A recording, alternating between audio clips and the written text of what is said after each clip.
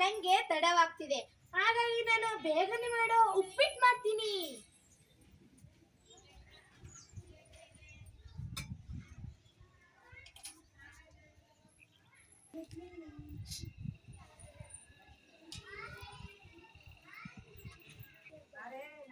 ಮಾಲಾ, ನನಗೆ ಬಾಯಾರಿಕೆ ಆಗುತ್ತಿದೆ, ಸ್ವಲ್ಪ ನೀರು ಕೊಡ್ತೀಯಾ? ಹಾ, ತರ್ತೀನಿ.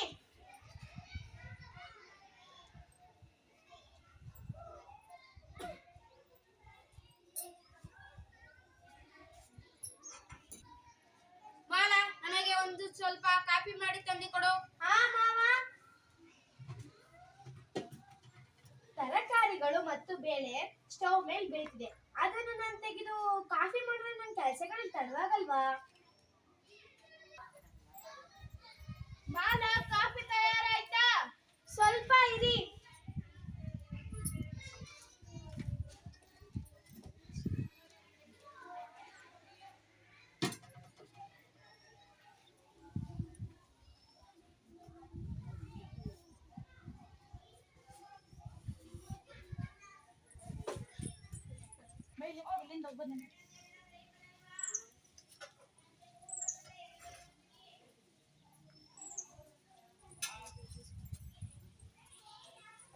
ಅಮ್ಮ, ಇವತ್ತು ನನಗೆ ಪೂರಿ ಮಾಡ್ಕೊಡಮ್ಮ.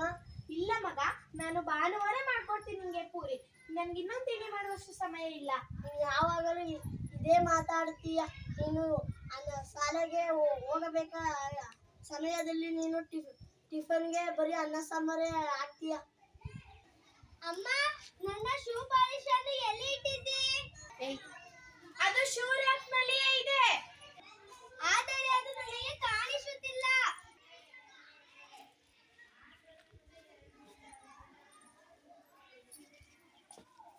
ಇಲ್ಲಿ ಇದೆ ನೋಡು, ಇಲ್ಲಿ ಈ ಶೂ ಇದೆ. ನಿಮ್ಗೆ ಇನ್ನೊಂದು ಸ್ವಲ್ಪ ನೋಡಿದ್ರೆ ಸಿಕ್ತಿತ್ತು. ಸರಿ ಅಮ್ಮ. ಅಮ್ಮ, ನನಗೆ ಜಡೆ ಹಾಕೊಡ್ತೀಯಾ? ನೀನು ಮಗಳೇ ಅಜ್ಜಿ ಬಳಿ ಹೋಗು. ಇಲ್ಲ, ನನಗೆ ನೀನೇ ಹಾಕೊಡ್ಬೇಕು. ಸರಿ, ಕೊಡು.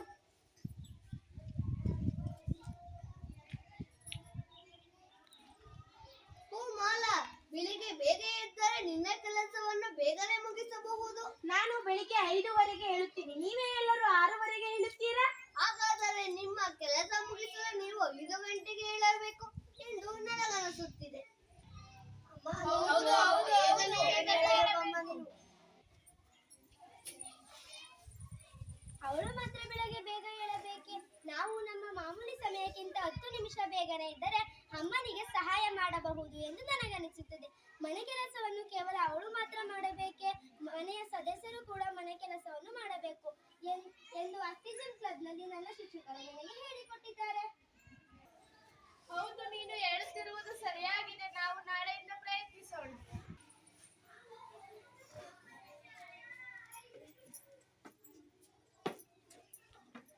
ಮಾಲಾ, ಕೊಡು, ನಾನು ಕತ್ತರಿಸ್ತೀನಿ.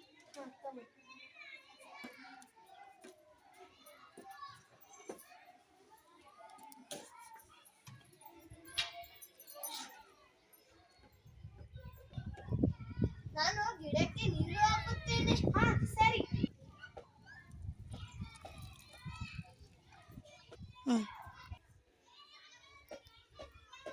ಅಮ್ಮ, ನನ್ನ ಬ್ಯಾಗನ್ನು ನಾನೇ ತಯಾರಿಸಿಕೊಳ್ಳುತ್ತೇನೆ. ಸರಿ ಮಗನೇ.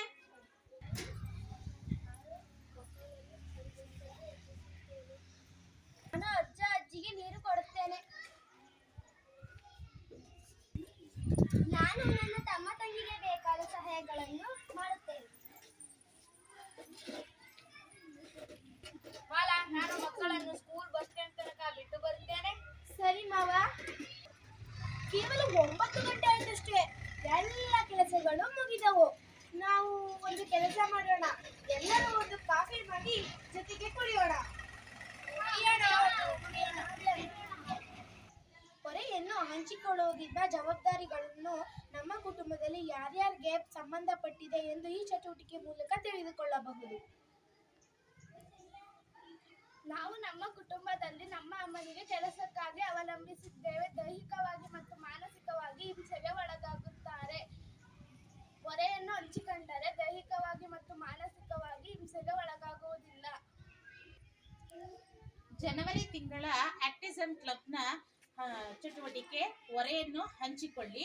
ಹೊರೆಯನ್ನು ಹಂಚಿಕೊಳ್ಳುವುದರಿಂದ ಕೆಲಸಗಳು ಎಲ್ಲರಿಗೂ ಸಮಾನವಾಗಿ ಹಂಚಬಹುದು.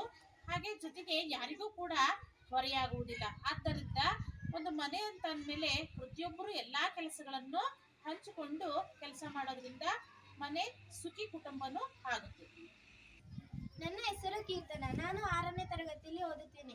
ಸರ್ಕಾರಿ ಹಿರಿಯ ಪ್ರಾಥಮಿಕ ಶಾಲೆ ಹೈಪನಹಳ್ಳಿ. ನನ್ನ ಹೆಸರು ರಕ್ಷಿತಾ. ನನ್ನ ಹೆಸರು ಉಷಾ. ನನ್ನ ಹೆಸರು ಹೇಮಂತ್.